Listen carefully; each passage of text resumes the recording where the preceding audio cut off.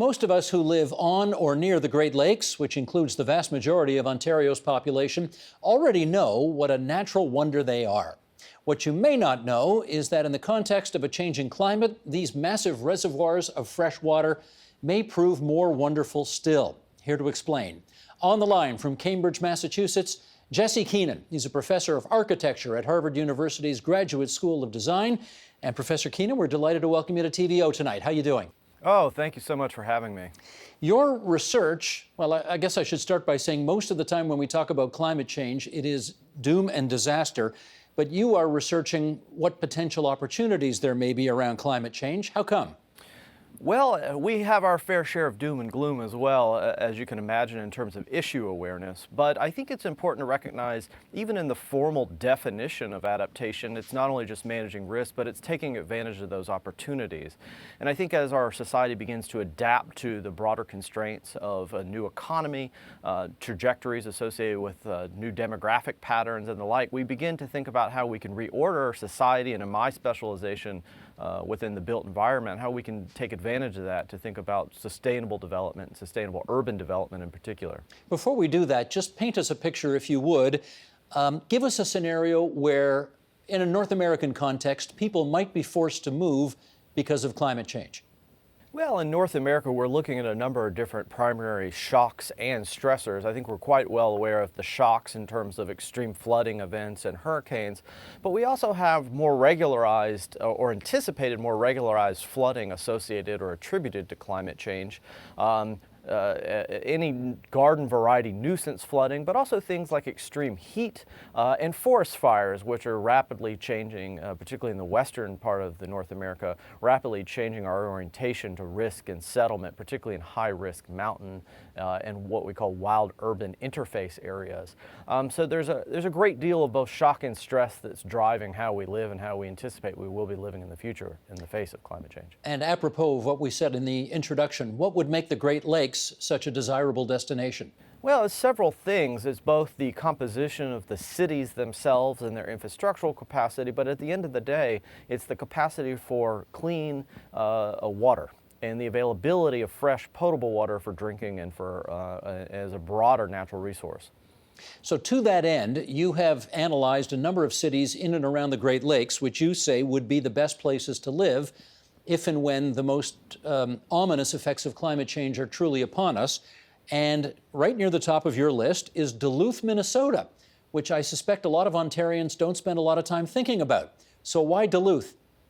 Places like Duluth, Minnesota, Buffalo, New York, Burlington, Vermont, and others have different reasons. In Duluth in particular, one of the great strengths there was the physical capacity of the city. The city was actually designed for a much larger population than exists today. It has a diversified economy. It has a culture from which there is an accommodation from particularly outsiders.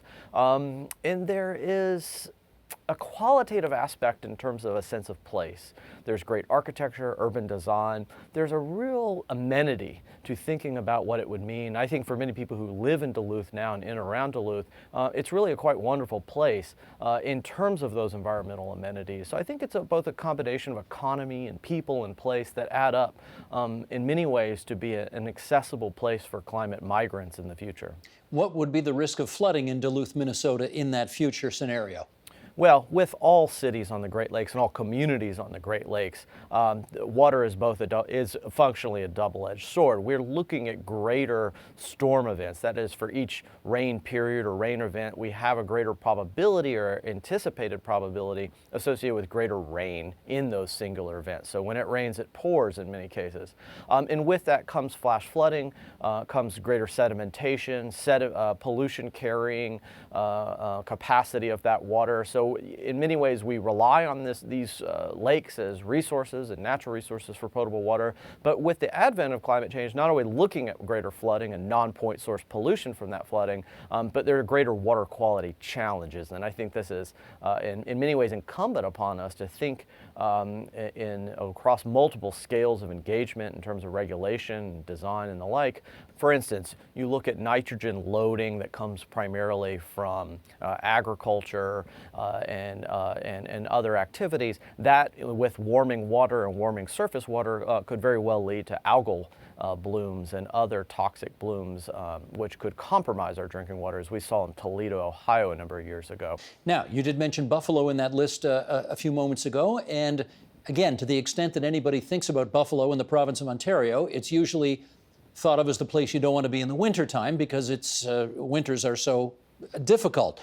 Do you think Buffalo has capitalized on its desirability as a place in the event of climate change?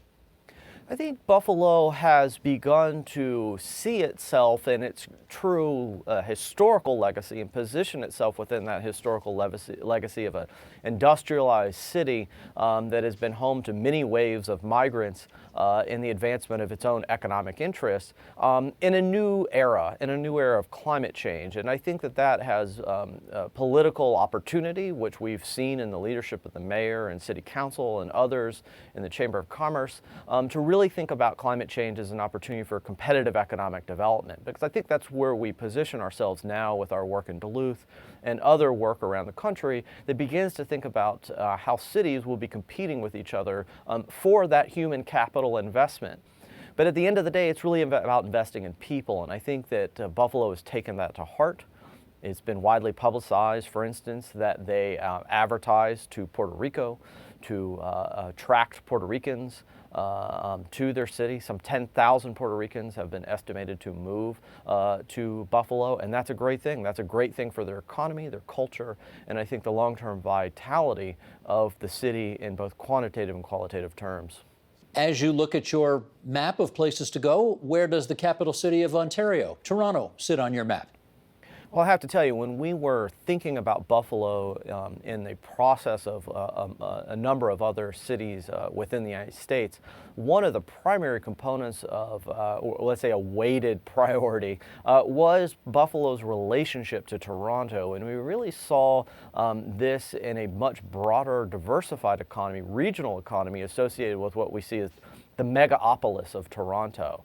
And there is much debate, of course, as to Toronto's leadership in terms of climate change within the broader province and national governments, and that's a different discussion altogether. But the general trajectory is that Toronto has been quite progressive in climate change and thinking about flooding risk and urbanization and sustainable urbanization. And I think that that's a good model that is likely to give it a real competitive edge in the future, and Buffalo will likely benefit from that spatial relationship. Well, let's go through some of a bit of a checklist on some of the problems that Toronto has. You just mentioned flooding. This has been, I guess the last few years actually, have been pretty bad in terms of flooding for Toronto. No reason why that would change going forward, is there? No, and that is the general consensus in those who have evaluated the risk as referenced prior, with greater and greater probability of extreme convection storm events. Now, what about aging infrastructure? This is a place that, I mean, we're still using sewer systems here that were built 100 years ago. What about that? Well, I think everybody's in the same boat when it comes to stormwater management, and in terms of many other infrastructural classes as well. And there's no doubt that reaching now the end of our useful life, or the life cycle of many of these assets, it's incumbent upon many cities to make these types of investments, and provinces, states, and federal governments are part of those stakeholders for doing so. But I don't think there's anything particularly unique about that aging infrastructure relative to other regional economy bases, but it certainly is a critical component for thinking about settlement patterns, thinking about land use, thinking about where we prioritize the allocation, the densification of people and economy. Infrastructure is a critical part of that, of course. The weather conditions in Ontario's capital city can be, very, very, very cold in the wintertime and very, very, very hot in the summertime. How much of a deterrent is that? Well, I think what we see, and I think, again, the scientific analysis, or the analysis rather among scientists, has been that in the future, the lows and the extreme lows that we've seen are certainly shifting in the right. It is going to be getting warmer. Certainly the extreme heat is a challenge, particularly for those Torontonians without air conditioning. That will be certainly a burden on the energy distribution and generation and broader energy systems. So it's going to be hot. It will not be as cold. Certainly there's additional challenges as we shift from snow to ice. So ice itself brings a lot of challenges itself in terms of life safety.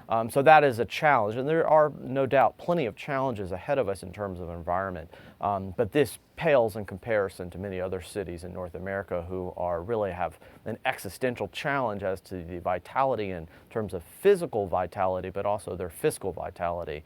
So again, manageable, hopefully one could argue, manageable challenges ahead for Toronto. And based on your understanding of the layout of the city now, how much capacity do you think Toronto has to increase its size significantly, which presumably would happen in a future where people were migrating here, not just for the reasons they're coming here now, but because of climate-related reasons as well? Yeah, I think it's fundamentally about transportation and mass transportation. Certainly there has been initiatives in Canada and Toronto and the province thinking about environmental remediation, thinking about waterfront development, making, I think, a lot of smart moves and investments to revitalize the waterfront, to develop some resilience performance in the engineering and design of that infrastructure, those buildings and those settlement patterns. But in the future, the real key is going to be how do we link people together in terms of accessibility. And that's accessibility not just in terms of mass transportation, but healthcare, provision of urban services in general. And I think when you think about perhaps the opportunity or the trajectory, one could argue, from a broader megapolis, from Buffalo to Hamilton to Toronto, this is truly an opportunity for a regional economy and a regional development patterns. And I think we have started to see that in Toronto in the past several decades in terms of satellite development and the development of certain areas which are now connected through increased mass transportation investment. At the end of the day, that's the key. It's really linking people together, both in time and space and their general relationships. And I think Toronto's off to a reasonable start. As you look across the Great Lakes, you know, we do have some issues with algae, with pollution, that kind of thing, particularly on Lake Erie, some on Lake Ontario. Are those causes for concern in your view? No, they absolutely are, and they represent long-term risks associated with the viability of potable water, as well as water for a variety of other sources and uses. And I think it really, again, thinking about sustainable urban development, thinking about non-point source pollution as well as point source pollution, again, things that's just runoff from the roads, from our yards, being very precise about what those risks are and how that impacts water quality and how we engage in that is really quite critical.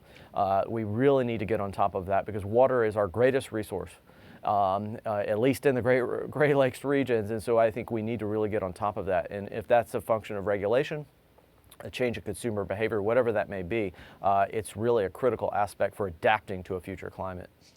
What role do you see trees playing in this mix? Well, trees and broader managed landscapes in terms of environment and ecology are really critical for maintaining water quality. Also having impact in terms of urban heat island. If we think about the radiant impacts associated with heat in urban island, the impact that that has disproportionately on the elderly and low to moderate income households.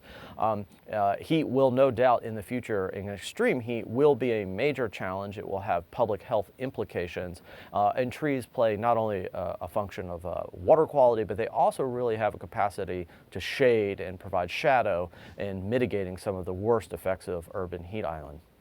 I'm going to be careful here not to get you to wade into a political dispute that's been happening here in the province of Ontario, but having said that, the relatively new government of Ontario has just canceled a tree planting program. There's an enormous deficit on the books, and they are looking for ways to save expenditures. What would you advise them as to the advisability of finding savings in that area? Well, these are investments. This isn't just throwing money away. These are real investments that add up not just in terms of climate adaptation, but also climate mitigation. That is in terms of greenhouse gas removal and the carbon cycle. So I think there are some real ecosystem services associated with investing in proper forestry management and in planting in trees. There are good and bad ways to do it. I think it's an emerging set of practices, different types of of species will have different vulnerability with a change in climate. Having a lot of the same species, for instance, in tree planting can be problematic. So there's our emerging practices, but I think we have enough experience now from which we can really validate not only the environmental or qualitative aspects of this, but quantitatively, I think there's a real economic case to be made in terms of making these types of investments as well. And Professor Keenan, one last question, if I can. We've talked about the areas that you are, no pun intended, related to your last name, that you are keen on having people come to as climate change becomes a thing. How about places in North America where you think the stressors are going to be simply too much and you can imagine in the future people leaving from? Where would they be? Well, some of that work has been done in a variety of different academies, including demography and looking at certainly sea level rise, inundation zones, coastal areas, certainly high mountain areas, any number of geographies that are running out of potable water or groundwater. So we're really looking in the lower bounds, I would argue, somewhere in the order at least in the next 50 to 60, 70 years, 10 million people. Now, at least in the United States, as a first order approximation, it wouldn't be surprise many to speculate on a certain logic or rational argument for larger population on the move. The question is, where do they want to go, and what are the modes of affordability, accessibility, and quality of place that is going to attract those people? I think with your program in Toronto has certainly been at the forefront in thinking about sustainable urban development, thinking about, for instance, technology and advancing that. I think that is a little bit of a dangerous avenue to go down in many ways. We do need ongoing intelligence associated with smart technology and smart urbanism, but I think there's some significant civil liberties aspects of that are really ripe. And I think in many ways Toronto's going through that experimentation phase, but if done well, we could have the hardware and the software to begin to think about environmental risk, how we measure that, engage people in the process of understanding a quality of place and investment in themselves and their city as true citizens. And I think that's very exciting. And I think in many ways Toronto, Buffalo, and the like represent a viable place and a viable receiving zone, if you will. That's Jesse Keenan from the Harvard University Graduate School of Design. It's good of you to join us on TVO tonight. Thanks so much. Thank you so much for having me. The Agenda with Steve Bacon is brought to you by the Chartered Professional Accountants of Ontario, helping businesses stay on the right side of change with strategic thinking, insightful decisions, and business leadership. Are you on the right side of change? Ask an Ontario CPA.